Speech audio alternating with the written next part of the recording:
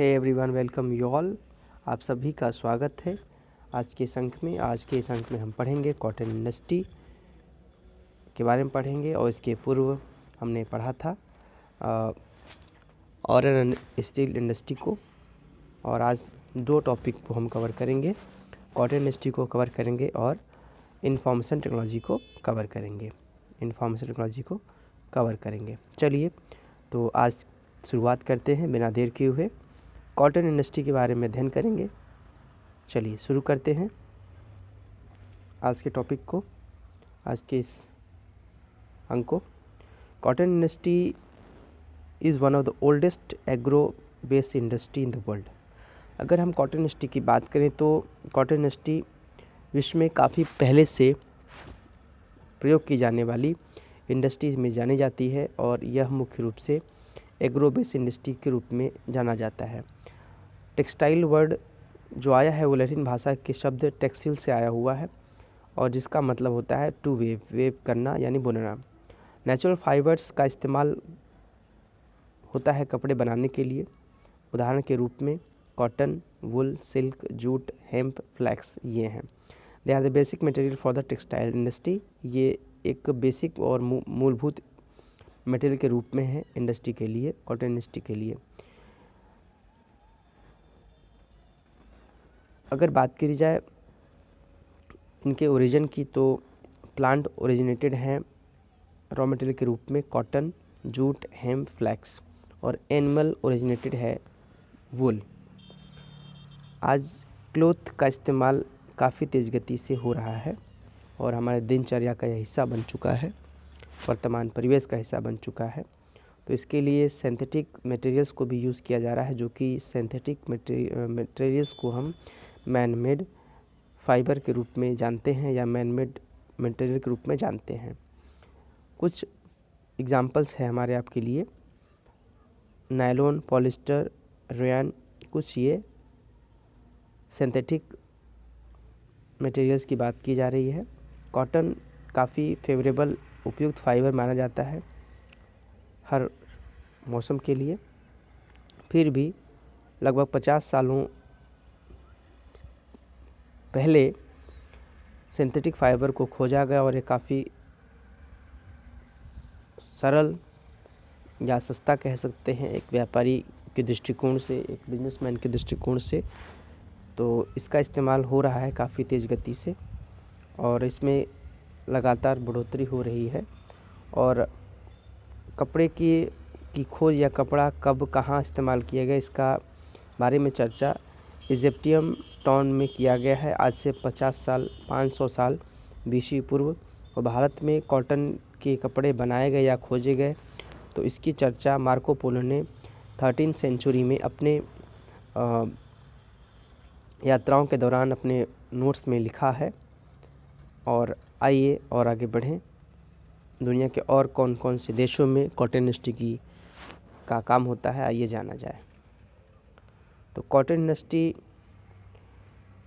की क्वालिटी और क्वांटिटी के बारे में मार्को पोलो ने जब भारत की यात्रा उन्होंने की थी 13वीं सेंचुरी में, 13वीं शताब्दी में, तो उन्होंने अपने अकाउंट्स में बताया हुआ है। और टेक्सटाइल इंडस्ट्री मुख्य रूप से दुनिया में USA, China, India, Russia, UK, Japan, Brazil, France, Spain, Italy, Egypt में किया जाता है। हमारे भारत में और आपके भारत में कॉटन इंडस्ट्री उन्हीं जगहों पर लोकेटेड है जहां पर कॉटन की उपलब्धता या उनका प्रोडक्शन सरलता या सहजता से हो जाता है। उनमें मुख्य रूप से गुजरात, महाराष्ट्र, तमिलनाडु हैं। महाराष्ट्र के साथ साथ और भी कुछ छोटे राज्य हैं या जगह हैं, जैसे कि कानपुर, कोलकाता, नागपुर, सोलापुर, इंदौर, कोयम्बटूर, दिल्ली इत्यादि कुछ फेमस प्लेसेस है जहाँ पे कॉटन इंडस्ट्री भारत में डेवलप हो रही है या हो रही है। आइए अगले टॉपिक की ओर बढ़ें। इंफॉर्मेशन टेक्नोलॉजी अगला टॉपिक हमारा है। चलिए देखा जाए इंफॉर्मेशन टेक्नोलॉजी, जिसको हम हिंदी में बोलते हैं सूचना प्रौद्योगिकी। आपके हमारे देश भारत में सूचना प्रौद्योगिकी में क्रांतिकारी परिवर्तन और परिवर्धन सुधार का कार्य अगर किसी ने किया है तो स्वर्गीय राजीव गांधी के शासनकाल से ही हमारे भारत में सूचना प्रौद्योगिकी के क्षेत्र में काम शुरू हुआ और धीरे धीरे हमने इसमें एक वैश्विक स्तर से लेकर राष्ट्रीय स्तर से लेकर वैश्विक स्तर तक हमने अपनी पहचान, पहुंच और गुणवत्ता को बनाए रखा। और आज के डेट में भारत को एक सॉफ्टवेयर सेक्टर के रूप में इंफॉर्मेशन टेक्नोलॉजी में देखा जाता है और दुनिया में हमारे भारतीय इस क्षेत्र में अच्छे से अच्छा अवसर और पद को प्राप्त कर रहे हैं और राष्ट्र के साथ विश्व के को भी अपने ज्ञान से सींच रहे हैं। तो आइए जानें इंफॉर्मेशन टेक्नोलॉजी के बारे में। Information technology refers to the modes through which people communicate in a better way। सूचना प्रौद्योगिकी कम्युनिकेशन का एक ऐसा माध्यम है जिससे कोई भी किसी व्यक्ति विशेष से सरलता और सहजता से किसी भी सूचना या ज्ञान का आदान प्रदान कर रहा है। इट इंक्लूड द स्टोरेज, इसमें स्टोरेज की बात होती है, प्रोसेसिंग की बात होती है, काम करने के तरीके की बात होती है, डिस्ट्रीब्यूशन ऑफ इंफॉर्मेशन, सूचना के आदान प्रदान की बात होती है। With the invention of information technology the world has come a global village. सूचना प्रौद्योगिकी के जन्म के साथ ही, इसके ग्रोथ के साथ ही पूरे विश्व को एक गांव के रूप में या एक निकटतम प्लेस के रूप में देखा जाना शुरू हुआ।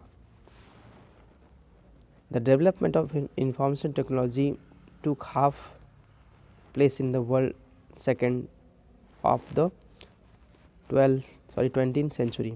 20वीं शताब्दी के अंतिम वर्षों में सूचना प्रौद्योगिकी के क्षेत्र में काफ़ी तेज़ गति से सुधार होता है और इसमें क्या क्या चीज़ें आती हैं देखें।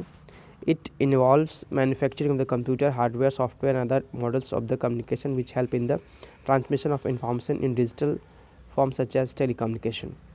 तो इसमें क्या क्या जो डेवलपमेंट हुआ है उसमें कंप्यूटर का निर्माण, हार्डवेयर का निर्माण, सॉफ्टवेयर का निर्माण, सूचना के अलग अलग संसाधनों का मॉडल का बनाना, उसके द्वारा सूचनाओं का आदान प्रदान करना और सूचनाएं डिजिटल करने के बात की गई, उनमें टेलीकम्युनिकेशन मुख्य रूप से जुड़ा रहा। तो this industry needs trend engineers और इंफॉर्मेशन टेक्नोलॉजी को एक प्रशिक्षित अभियंता या अभियंताओं की आवश्यकता रही है और इस नीड को धीरे धीरे ही पूरा किया जा रहा है और आज भी इसमें रिसर्च एंड डेवलपमेंट की आवश्यकता महसूस की जाती है और इस क्षेत्र में गवर्नमेंट ऑफ इंडिया और स्टेट गवर्नमेंट काफ़ी अच्छे स्तर पर काम कर रहे हैं। Development in the field has been saved a great deal of effect and time in the storage and process of information. इसके सूचना प्रौद्योगिकी के आने के बाद किसी भी ज्ञान को आदान प्रदान करने के लिए, सूचना को आदान प्रदान करने के लिए कम समय में अधिक सूचनाएं एक स्थान से दूसरे स्थान को पहुंचाई जा पा रही हैं। Resource available, cost and the infrastructure are main factor fueling the growth of this industry. अगर सूचना प्रौद्योगिकी के विकास की बात की जाए तो इसके लिए कुछ कारक प्रभावी होते हैं। उसमें रिसोर्स की उपलब्धता, कॉस्ट यानी खर्च, इंफ्रास्ट्रक्चर की ज़रूरतें, ये सभी इंक्लूड होता है। द सिलिकॉन वैली कैलिफोर्निया, जो कि कैलिफोर्निया यूएसए में है, वहाँ के लिए नामी गामी ये प्लेस है और बेंगलोर कर्नाटक आपके हमारे भारत का आईटी हब के रूप में देखा जाता है। तो बस आज कितनी बातें हैं, अगली बातें और अगले अंक में।